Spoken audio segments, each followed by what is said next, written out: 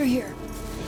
What the gameplay needs to do is immerse you in the world, give you as many interesting actions to survive in this world and overcome obstacles. And obstacles could be infected, it could be other people, it could just be the environment, it could be rushing water, anything that could happen in this post-apocalyptic world. Are you clean?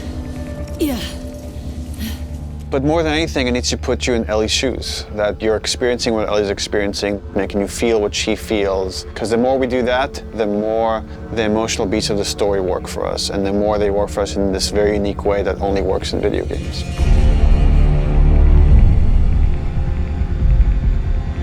The gameplay philosophy of The Last of Us Part 2 is putting you in the shoes of Ellie and everything that that means. It means giving you a threat constantly, as this world has.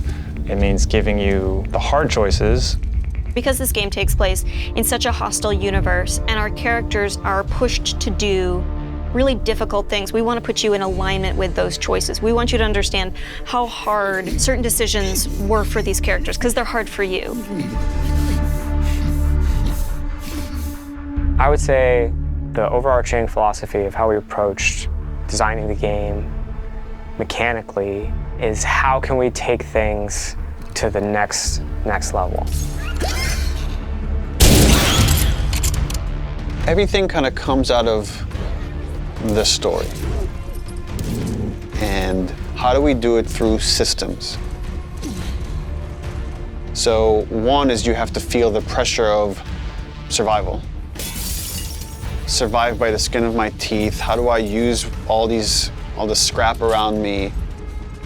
Any kind of bullet, any kind of rag, any kind of bottle of alcohol. How do we give you that sense of being a survivor in this world?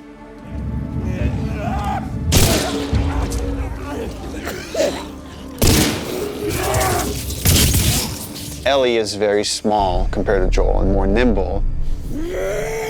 How do we make you feel like you're not the strongest person in the room, but you still should be able to rise to the challenge and survive, you know, a fight with a bunch of people that are all bigger than you? So therefore it meant creating a character and systems and mechanics that allow you to be much more nimble. And that's where we added a jump button. Deal. In the first game we had a clamber button, but not really jumping.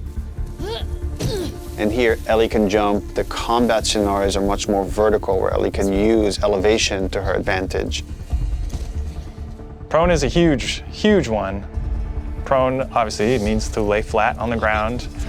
Something so simple, again, something that in real life you'd be able to do.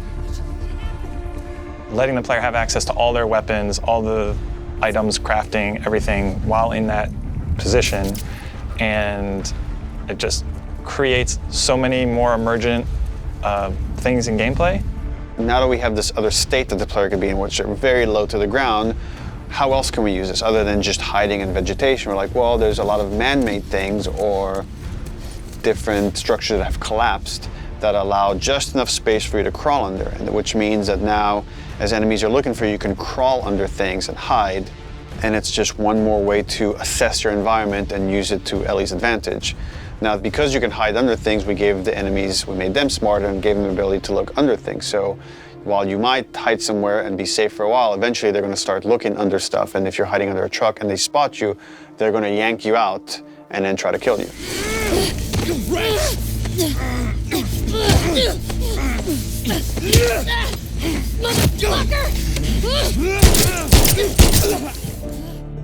Dodging is a big one, because now with dodge, anytime you're in a scuffle, you have a chance to get away.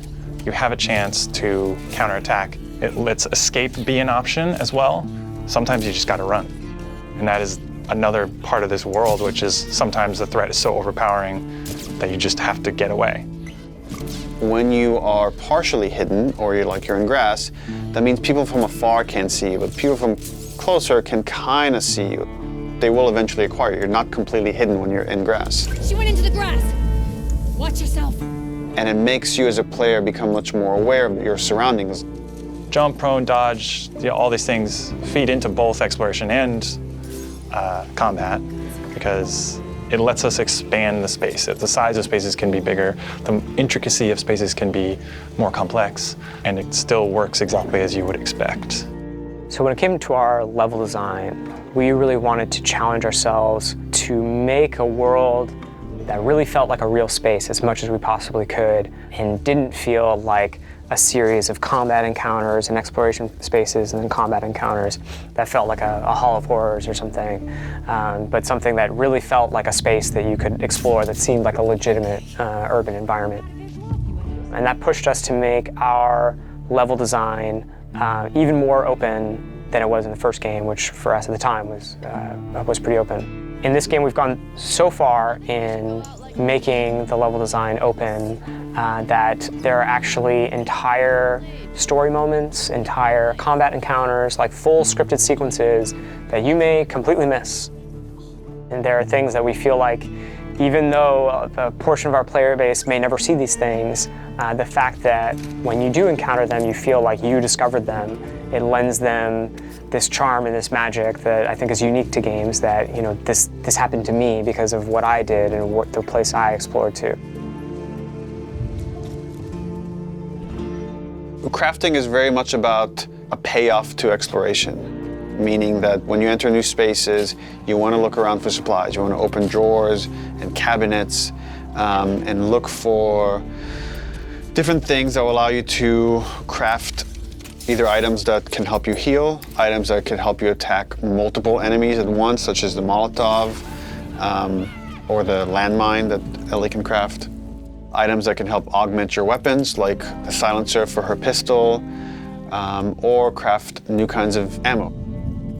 It also gives us tons of interesting gameplay choices and overlaps that you can do at any moment and on the fly.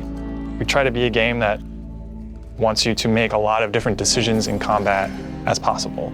And the way that we've expanded the recipe roster and all of the recipes and how they interact with each other is carefully chosen for the different ingredients and making sure that you always have these interesting decisions to make.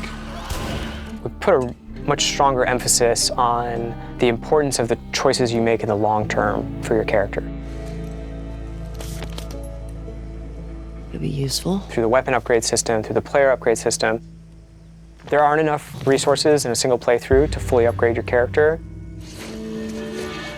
The choices that you make, you're going to have to live with, and we wanted to make sure that all of the choices that you made had a really noticeable and tangible effect on the way that you play.